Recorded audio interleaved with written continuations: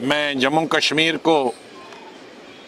State को राज्यसभा में represent भी करता हूं, तो एक जम्मू कश्मीर के नागरिक के होते और जम्मू कश्मीर का रिप्रेजेंटेटिव होते हुए पार्लियामेंट में मुझे बड़ा अफसोस से कहना पड़ता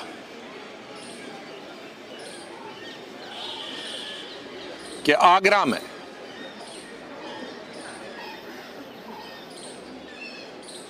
जो अपने प्यार और मोहब्बत के लिए दुनिया में सबसे मशहूर जगह दिखाई जाती, दुनिया के लोग, पूरे विश्व के लोग आगरा आते हैं और मोहब्बत का, प्यार का पैगाम लेके जाते हैं। पूरे विश्व के पर्यटक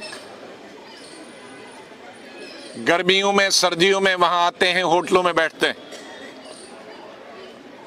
लेकिन एक होटल वाले ने ये अपने दरवाजे पे बोर्ड लगाया जो कि कई दर्जनों अखबारों में छपा है, कश्मीर तक छपा, और मैंने खुद वो अखबार पढ़े जिसमें बोर्ड लिखा है कि Kashmiri please, Kashmiris are not allowed to stay in this hotel. अंग्रेजों के जमाने में हम सुनते थे कि अंग्रेज कई ऐसी जगहों पे जहां उनके खाने पीने और डांस करने की जगहें थी, वहां दरवाजे पे लिखते थे कि हिंदुस्तानी यहां प्रवेश नहीं कर सकते। लेकिन आज भारत, स्वतंत्र भारत में शायद ये 70 साल में पहली दफा होगा कि अपने ही देश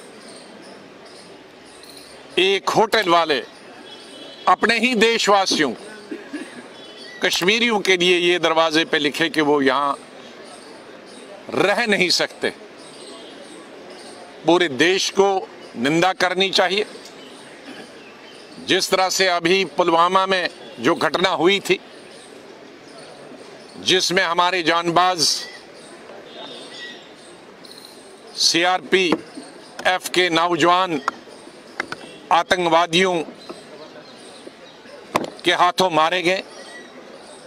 कश्मीर से लेकर कन्याकुमारी तक, सिक्किम से लेकर गुजरात तक,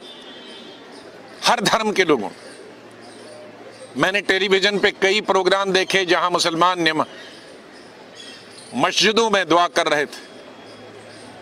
कि शांति हो, और जो हमारे ये सिपाही जिनकी जान चली गई आतंकवादियों के हाथ, उनकी आत्मा के लिए शांति मांग रहे थे। तो सब धर्मों के, सब जातियों के, सब वर्गों के, सब प्रांतों के लोग आर्मी के साथ खड़े हुए, देश के साथ खड़े हुए। मैं चाहूंगा कि उसी तरह से कोई भी वर्ग, कोई भी राजनीतिक दल, कोई भी व्यक्ति उस घटना का नाजायज फायदा उठाते हुए अगर धर्म की राजनीति करता है या कश्मीर की आम जनता को, जिन्होंने 1947 में अक्टूबर के महीने में जब पाकिस्तान में अपनी सिविलियन फौज और कुछ रजाकार भेजे थे, जब उन्होंने हमसे पीओके छीन लिया और कश्मीर में पहुंचे थे, हमारे पास फौज बहुत कम थी वहां पहुंचने के लिए। ये कश्मीरी लोग थे जिन्होंने उनको वादी से खदेड़ दिया। वादी का आधा हिस्सा भी उनके हाथ में था, बारामूला डिस्ट्रिक्ट उनके हाथ में था, श्रीनगर जो आज का एयरपोर्ट, यहां तक पहुंच गए थे। लेकिन ये कश्मीर के लोग थे जो लाठियों से उनका मुकाबला किया और उनको पहाड़ के बाहर कर दिया। और वही कश्मीरी 1947 से लेकर 1965, 1962, 1971 और 1999 में हमारी फौज के साथ, हमारी सिक्योरिटी फोर्सेस के साथ, हमारी पुलिस के साथ कंधे से कंधा मिलाकर आतंकवादियों का मुकाबला करते हैं, उनके बच्चे, उनके परिवार, उनके घर भी उसमें जल जाते हैं, लपेट में आ जाते हैं। लेकिन फिर भी हिंदुस्तानी तो ऐसे कश्मीरी जो होटल में आए, बिजनेस करने के लिए आए या पढ़ने के लिए आए, मैं उन तमाम कॉलेजेस के स्टूडेंट्स से भी अपील करूंगा, मेरे बच्चों को जो क्लासमेट हैं कश्मीरी स्टूडेंट्स के पूरे हिंदुस्तान, कि जो भी स्टूडेंट्स, लड़के या लड़कियां कश्मीर से आए हैं पढ़ने के लिए देश के दूसरे भागों में, उसका मतलब है कि वो कश्मीर के आतंकवाद में शामिल नहीं होना चाहते हैं। उसका मतलब है कि वो आतंकवादी नहीं बनना चाहते हैं। उसका मतलब है कि वो पढ़ना चाहते हैं और देश के मेन स्ट्रीम में एडजस्ट होना चाहते हैं। उसका मतलब है कि वो उस मिलिटेंसी की निंदा करते हैं, वो उस मिलिटेंटों की अपील को और पैसे को ठुकराते हैं जो आतंकवादी और पाकिस्तान उनको लालच देता है कि तुम आतंकवाद में शामिल हो।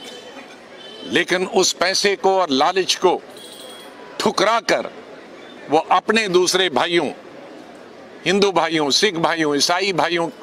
में अपने आप को ज्यादा सुरक्षित समझते हैं बजाय कि वो कश्मीर में पढ़ने के आगे। और अगर उनके साथ वहाँ मिलिटेंट मारेगा या हमारे भाई उनकी पिटाई करेंगे तो मेरे ख्याल में हम देश के साथ भी नाइंसाफ़ी करते हैं। हम उन बच्चों को जो हमारे मेन स्ट्रीम में आना चाहते हैं उनको मेन स्ट्रीम में आने से रोकते हैं और उन्हें उसी दलदल में डालना चाहते हैं जिस दलदल से वो भाग के देश के दूसरे हिस्सों में आता। तो मेरी राज्य सरकारों से भी अपील होगी कि वो अपने अपने जो एजुकेशनल इंस्टीट्यूशंस हैं उनके स्टेटों में, वहाँ के बच्चों को खाली एडवाइजरी से नहीं होता, उन कॉलेजों में जाएं लोग